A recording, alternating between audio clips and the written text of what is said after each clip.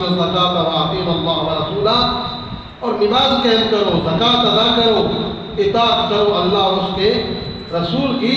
تو آگے پردے کے احکام بیان کرنے کے بعد آواز کے بولنے کے انداز کے حوالے سے سارے جو ہے بیان کرنے کے بعد آگے فرمایا انما یرید اللہ لیذھب عنکم الرجس اہل البیت ویطہرکم تطہیرا۔ اللہ تو یہی چاہتا ہے کہ اے نبی کی گھر والیوں، اے نبی کے گھر والوں، تم سے ہر قسم کی پلیتی کو دور کر دیا جائے، تم سے ہر قسم کی پلیتی کو دور کر دیا جائے اور تمہیں خوب صاف ستھرا جو ہے وہ کر دیا جائے۔ تو انما یرید اللہ لیذھب عنکم الرجس اہل البیت ویطہرکم تطہیرا۔ یہ ازواج رسول کی جو شان میں یا ان کو پردے کے حکام سکھانے کے حوالے سے آیات نازل ہوئی، انہی کے ساتھ یہ ہے، یعنی ساتھ لازمی آیت ہے۔ تو اس سے پتہ چلتا ہے بات پیچھے بھی ازواج رسول کی ہے، بات ساتھ جو ہو رہی ہے یہ بھی ازواج رسول کی ہی ہے۔ تو کچھ ہمارے دوست کہتے ہیں کہ اس آیت سے مراد 5 تن پاک ہے، یعنی حسن حسین حضرت خاتون جنت کے بارے میں یہ آیت نازل ہوئی ہے۔ تو ہم کہتے ہیں پیچھے تو مسلسل جو ذکر ہے وہ ازواج رسول کا ہے، رسول خدا کی بیویوں کا ذکر آ رہا ہے۔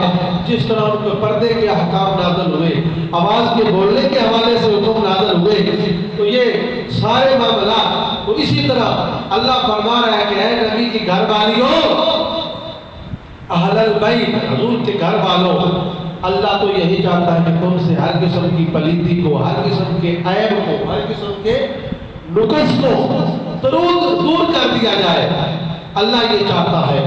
تو اب اہل بیت اطہار جو کچھ راویوں نے لکھا ہے کہ یہاں انما یرید اللہ سے مراد صرف ہمارا یہ کوئی مطالبہ نہیں کہ امام حسن حسین جنتی نوجوانوں کے سردار ہیں، لیکن یہاں یہ ڈنڈی مارنا کہ یہاں ازواج کا ذکر نہیں ہے، صرف 5 تن کا ذکر ہے، تو یہ زیادتی ہے۔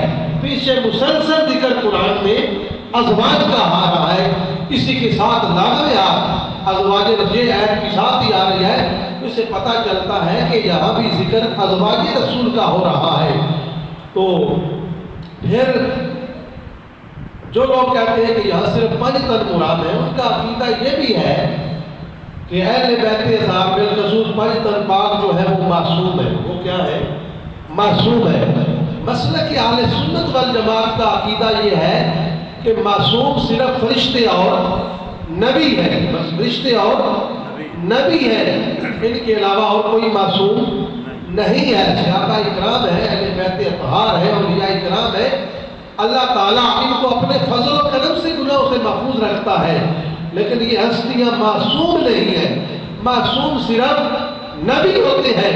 تو جب کہا جا رہا ہے کہ اللہ چاہتا ہے اہل بیت یعنی پلیتی کو دور کر دیا جائے، اب فرشتے معصوم ہیں، وہ گناہ کرتے نہیں، جو رب نے ڈیوٹی لگائی ہے وہ معصوم ہے۔ تو کبھی کسی نے کہا کہ یا اللہ فرشتوں کے گناہ معاف فرما، یا اللہ فرشتوں کا بھلا ہے معاف فرما، نہیں نے کہا، اس لیے وہ معصوم ہے، ان میں غلطی والی چیز ہی نہیں ہے۔ اگر ان آیت سے اس آیت سے مراد صرف 5 تن پاک ہے تو وہ ان کے عقیدے کے مطابق تو پہلے ہی معصوم ہے، ان کے تو نزدیک پلیتی ہے ہی نہیں، تو پھر آیت نازل کرنے کا کیا مطلب؟ اس سے عقیدہ اہل سنت سامنے آتا ہے کہ اہل بیت اطہار ہوں یا صحابہ رسول ہوں، ان میں سے کوئی معصوم نہیں ہے، محفوظ صرف نبی اور فرشتے ہیں، اور جو معصوم ہو، جو گناہوں سے پاک ہو، ان سے یہ کہا ہی نہیں جاتا کہ اللہ کو چاہتا ہے۔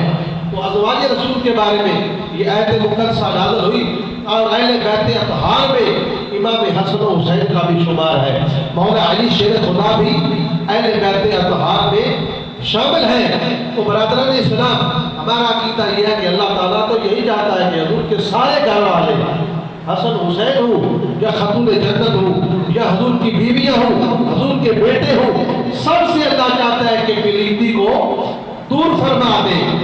برادران اسلام، تو جو روایات بیان کی جاتی ہیں ان سے مراد پنج تن پاک ہے، وہ حضور ضیاء الامت نے تفسیر ضیاء القرآن میں لکھی ہے، جن آیات میں روایات میں یہ آتا ہے کہ اس ایس سے مراد صرف پنج تن پاک ہے۔ حضور ضیاء الامت نے ان ساری روایتوں کو لکھا ہے، پھر ان راویوں کے نچوڑ نکالے ہیں۔ وہ جتنے بھی راوی ہیں سارے جھوٹے اور کذاب ہیں، اور سارے اپنی طرف سے جھوٹی حدیثیں گھڑنے والے ہیں، اپنی طرف سے نبی پاک کے فرمان یعنی حضور نے یہ کہا، حضور نے کہا نہیں، لیکن وہ راوی کہہ رہا ہے کہ حضور نے کہا، جھوٹ بول رہا ہے۔ تو یہ جتنے بھی راوی ہیں حضور ضیاء الامت نے تفسیر ضیاء القرآن میں وہ لکھی ہے روایتیں، ان راویوں کے نام بھی لکھے ہیں، سارے معتبر نہیں ہیں، سارے جھوٹ بولنے والے ہیں۔ اس لیے اس آیات سے مراد ازواج رسول کا ذکر ہو رہا ہے۔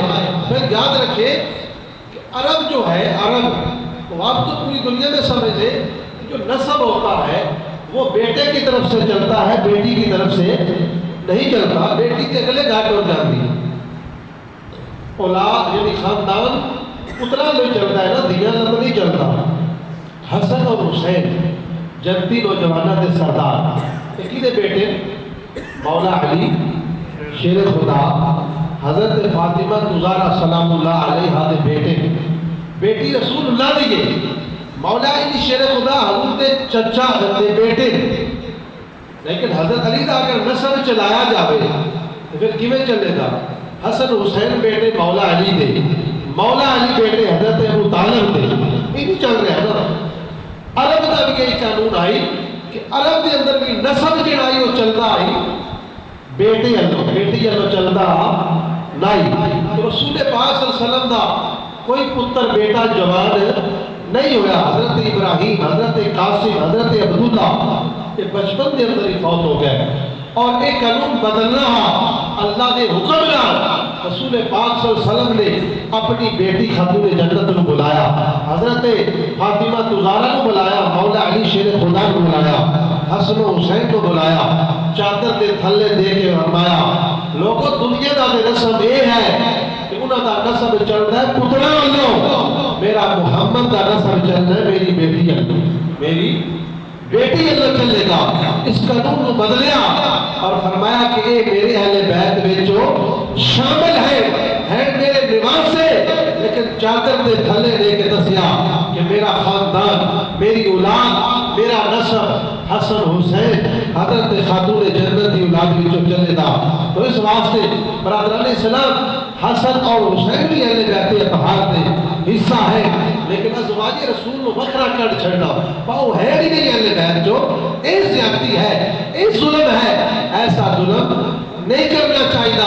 ازواج رسول سب تو پہلے اہل بیت جو شامل ہو، کیونکہ ازواج آئیں پھر بھی جو اولاد پیدا ہوئی ہے، حضرت خدیجہ آئیے پھر بھی جو حضرت خاتون جنت پیدا ہوئی ہے نا۔